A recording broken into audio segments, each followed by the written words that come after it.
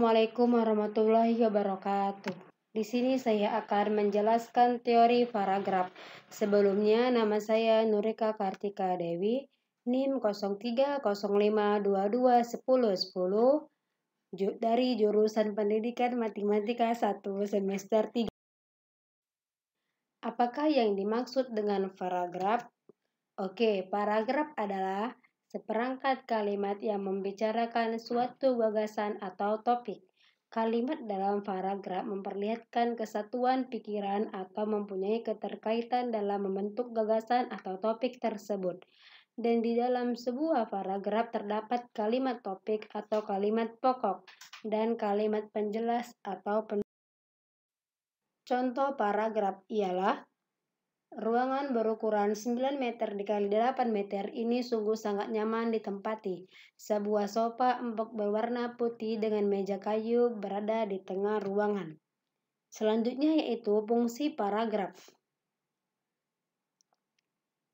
Penulisan paragraf mempunyai beberapa fungsi. Fungsi paragraf dapat dilihat dari sudut penulis dan pembaca. Yang pertama ialah dari sudut penulis. Paragraf menjadi wadah untuk mengungkapkan sebuah pikiran penulis. Pikiran penulis disampaikan secara bertahap, yaitu setiap pokok pikiran ditulis dalam sebuah paragraf. Bila berpindah ke pokok pikiran lain, penulis menyampaikan melalui paragraf baru. Penulis dapat menyampaikan buah pikirannya secara teratur dan runtut. Yang kedua yaitu dari sudut pembaca. Pembaca dapat menangkap pokok pikiran penulis dengan mudah, memudahkan pembaca menikmati tulisan. Selanjutnya yaitu jenis-jenis paragraf. Yang pertama ialah paragraf menurut posisi topiknya. Paragraf menurut posisi topiknya terdiri dari 4 bagian, yaitu yang pertama paragraf deduktif. Paragraf deduktif yaitu paragraf yang menyajikan pokok permasalahan terlebih dahulu, lalu menyusul uraian yang terinci mengenai permasalahan atau gagasan paragraf. Yang kedua yaitu paragraf induktif. Paragraf induktif yaitu paragraf yang menyajikan penjelasan terlebih dahulu, barulah diakhiri dengan pokok pembicaraan. Yang ketiga yaitu paragraf induktif-deduktif. Paragraf induktif-deduktif yaitu kalimat pada akhir paragraf umumnya menegaskan kembali gagasan utama yang terdapat pada awal paragraf. Yang keempat ialah paragraf penuh kalimat. Paragraf penuh kalimat yaitu seluruh kalimat yang membangun paragraf sama pentingnya, sehingga tidak satupun kalimat yang khusus menjadi kalimat topik. Yang kedua yaitu paragraf menurut sifat isinya. Paragraf menurut sifat isinya terdiri dari 5 bagian. Yang pertama yaitu paragraf persuasif.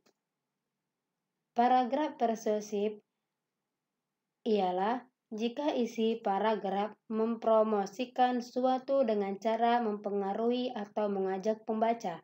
Yang kedua, paragraf argumentatif, yaitu jika isi paragraf membahas satu masalah dengan bukti-bukti atau alasan yang mendukung. Yang ketiga, paragraf naratif, yaitu jika isi paragraf menunturkan peristiwa atau keadaan dalam bentuk cerita. Yang keempat, paragraf deskriptif, yaitu jika isi paragraf melukiskan atau menggambarkan suatu dengan bahasa.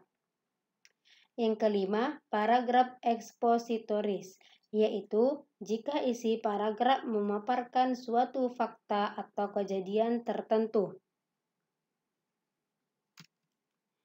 Yang ketiga, jenis-jenis paragraf yaitu paragraf menurut fungsinya dalam karangan. Paragraf menurut fungsinya dalam karangan terdiri dari 3 bagian. Yang pertama, paragraf pembuka. Paragraf pembuka yaitu Isi paragraf pembuka ini bertujuan mengutarakan suatu aspek pokok pembicaraan dalam karangan. Sebagai bagian yang mengawali sebuah karangan, paragraf pembuka harus dapat difungsikan untuk: 1. Menghantarkan pokok pembicaraan. Yang kedua, menarik minat dan perhatian pembaca. Yang ketiga, menyiapkan atau menata pikiran pembaca. Yang kedua, paragraf menurut fungsinya dalam karangan yaitu paragraf pengembang. Paragraf ini bertujuan mengembangkan pokok pembicaraan suatu karangan yang sebelumnya telah dirumuskan di dalam paragraf pembuka.